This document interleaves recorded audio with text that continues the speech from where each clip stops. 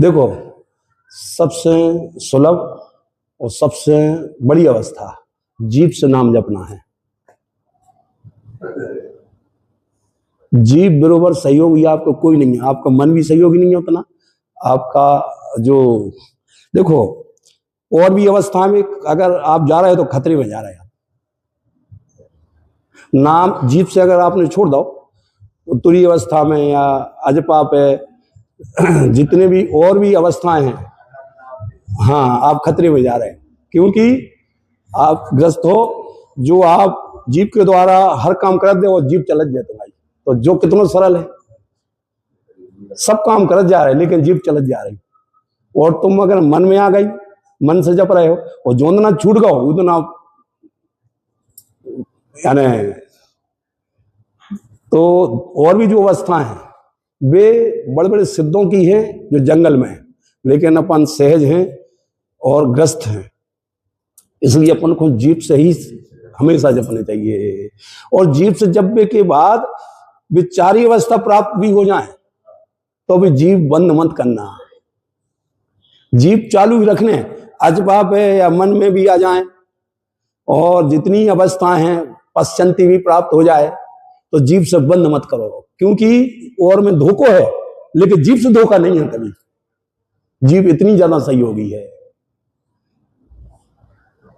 ठीक है, बोलो, सही बोले? हाँ। और अवस्थाएं बहुत कठिन हैं,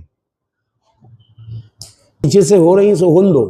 जो पश्चंती अवस्था हो जाए, तुरीय अवस्था हो जाए, अजपा, वाचिक, जितनी अवस्थाएं हो वो पीछे होने दो, लेकिन जीभ बंद मत करो, कभी मत बंद करो। अगर बंद कर देंगे विचारी अवस्था में जीरो हो जाए। अगर जीभ बंद करी तो विचारी अवस्था जीरो हो जाए। ठीक। कितनी बड़ी बात है कि उच्च स्वर से को करवा तुमसे, जीव ही तो करवा रही उच्च स्वर से। उच्च स्वर से कीर्तन को करे, जीभ करवा है। हर जगह पे जीभ संग दे रही अपनों, और वो जीभ बंद करके तुम खतरे में चले जाओगे। ये ग्रस्तों के लिए नहीं है, ये बड़े बड़े सिद्ध संतों की बातें हैं। इसलिए अपन को जीभ हमेशा चलती रहे, जीभ से ही जपो। ठीक। अच्छा, एक और है, जो और अवस्था हो जाए उनको कीर्तन नहीं कर सकते। हाँ, कीर्तन में अंतर आ जाए, इसलिए जीभ हमेशा चालू करो। भाई वापस तुम्हें वो जीभ पे आने हैं कि नहीं, कीर्तन करो जब है। जैसे तुम अजपा पे चले गए, पश्चंती पे चले गए, तुरीय अवस्था में चले गए, कहीं की कीर्तन करने, तो ले आओ, बुलाओ जीभ को, फिर जीभ पे उतरना पड़ेगा। हर समय साथ देती है अपनी जीभ। अपनी जीभ बराबर सहयोगी कोई नहीं है। इसलिए हमेशा जीभ से जपते रहो, जीभ से हमेशा। और बड़े बड़े महापुरुषों ने जीभ से जपा है हमेशा। और जीभ से जपने से, जो जीभ से जपता है वही उच्च स्वर से कीर्तन कर सकता। हाँ, वही उच्च स्वर से कीर्तन करता है जो जीभ से नाम जप रहा हो। ठीक। हाँ, इसलिए जीभ बंद, जीभ चल रही हो, हर काम करते जा रहे आप, बर्तन भी मांजे जा रहे आप, पढ़त भी जा रहे हो, लिखत भी जा रहे हो, जीभ चलने लगी है।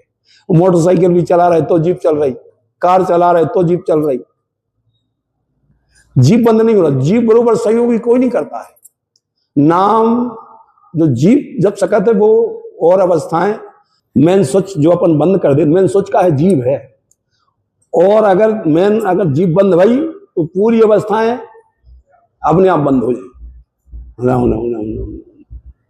वे अवस्था होने के बाद भी जो प्रेमी जन है, प्रेमी जन कभी जीभ बंद नहीं कर सकते, और वे कभी कीर्तन बंद नहीं करते। जितने भी महाप्रेमी भाई, अत्यंत तीक्ष्ण प्रेमी भाई है, जैसे चेतन महाप्रभु जी, तो उनने उचक उचक के ऐसा बहुत उच्च सुर से कीर्तन किया, क्योंकि वे विशेष प्रेमी थे। विशेष प्रेमी बहुत उच्च सुर से कीर्तन करता है। समझो, इसकी विशेष अवस्था प्रेममय जब प्राप्त हो जाती है तो अपने आप उच्च स्वर से उनका नाम और बड़ी चीत्कार स्थिति में प्राप्त हो जाता है। बहुत बड़ी स्थिति।